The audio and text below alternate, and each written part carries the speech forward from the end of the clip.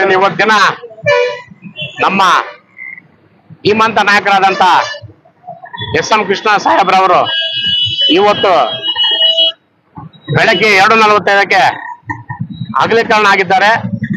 ನಿಜವಾಗಿ ನಮ್ಮ ರಾಜ್ಯಕ್ಕೆ ಅಲ್ಲ, ನಮ್ಮ ದೇಶಕ್ಕೆ ಒಂದು ದೊಡ್ಡ ಆಘಾತವಾದಂತಾಗಿದೆ. ಅದ್ರಲ್ಲಿ ನಮ್ಮ ಕಾಂಗ್ರೆಸ್ ಪಕ್ಷಕ್ಕೂ ಹೆಚ್ಚಿಗೆ ಇದಾಗಿದೆ. ಯಾಕಂದ್ರೆ ನಮ್ಮ ಕಾಂಗ್ರೆಸ್ ಪಕ್ಷ 1962ರಿಂದ ಪಕ್ಷ ಕಟ್ಟಿ ಮುಖ್ಯಮಂತ್ರಿ ಆಗಿದ್ರು, MP ಆಗಿದ್ರು, ಪಾರ್ಲಿಮೆಂಟ್ ಮಿನಿಸ್ಟರ್ ಆಗಿದ್ರು, ವಿದೇಶಾಂಗ ಸಚಿವರಾಗಿದ್ರು, ಗವರ್ನರ್ ಆಗಿದ್ರು. ನಿಜವಾಗಿ ನಮ್ಮ ಕಾಂಗ್ರೆಸ್ ಪಕ್ಷಕ್ಕೆ ಅವರು ಒಂದು ದೊಡ್ಡ ಪಿಲ್ಲರ್ ಹಂಗಿದ್ರು. ಇವತ್ತು ನಮ್ಮನ್ನೆಲ್ಲ ಅವರು ಬಿಟ್ಟು ಅಗಲೀಕರಣ ಆಗಿದ್ದಾರೆ.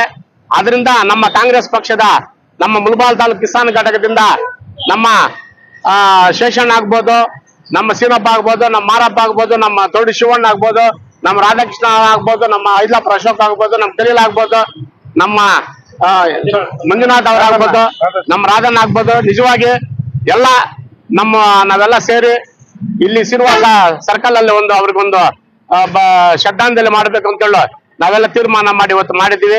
ನಿಜವಾಗಿ ಇದೊಂದು ನಮ್ಗೊಂದು ದುಃಖವಾದಂತ ಸಂಗತಿ ಆಗಿರೋದ್ರಿಂದ ನಾವೆಲ್ಲರೂ ನಮ್ಮ ದಿವಂಗತ ಎಸ್ ಎಂ ಕೃಷ್ಣರಾಜ ಸಾಹೇಬ್ರಿಗೆ ನಾವು ಹೃದಯಪೂರ್ವಕ ಅವರಿಗೆ ಶ್ರದ್ಧಾಂಜಲಿ ಅರ್ಪಿಸ್ತಾ ಇದ್ದೇವೆ ಅಂತ ಹೇಳುತ್ತಾ ನನ್ನ ಎರಡು ಮಾತು ಮುಗಿಸ್ತಾ ಇದ್ದೇನೆ. ಎಲ್ಲರಿಗೂ ನಮಸ್ಕಾರ. ಏನು ಇವತ್ತಿನ ದಿವಸ ಇಡೀ ದೇಶವೇ ದುಃಖದ ಭರಿತವಾದಂಥ ದಿನ ಇವತ್ತು. ನಮ್ಮ ನೆಚ್ಚಿನ ನಾಯಕರು, ಮಾಜಿ ಮುಖ್ಯಮಂತ್ರಿಗಳು, ಹಿರಿಯ ಮುತ್ಸದಿ ರಾಜಕಾರಣಿಗಳಾಗಿದ್ದಂತಹ ನಮ್ಮ ಶ್ರೀಮಾನ್ ಎಸ್ ಎಂ ಕೃಷ್ಣ ಸಾಹೇಬರು ಬೆಳಗಿನ ಜಾವ ಇವತ್ತು 2:30ಕ್ಕೆ ನಿಧನರಾಗಿರ್ತಾರೆ.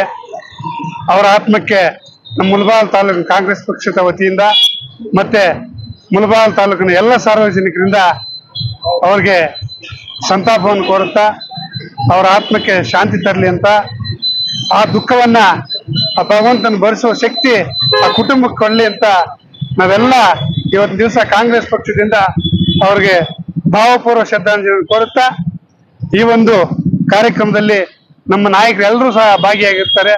ಅವ್ರಿಗೂ ಸಹ ಒಂದು ಸ್ವಾಗತವನ್ನು ಕೋರುತ್ತಾ ಈ ಒಂದು ಸಭೆಗೆ ನಿರ್ಣಯವನ್ನು ಹೇಳ್ತೇವೆ.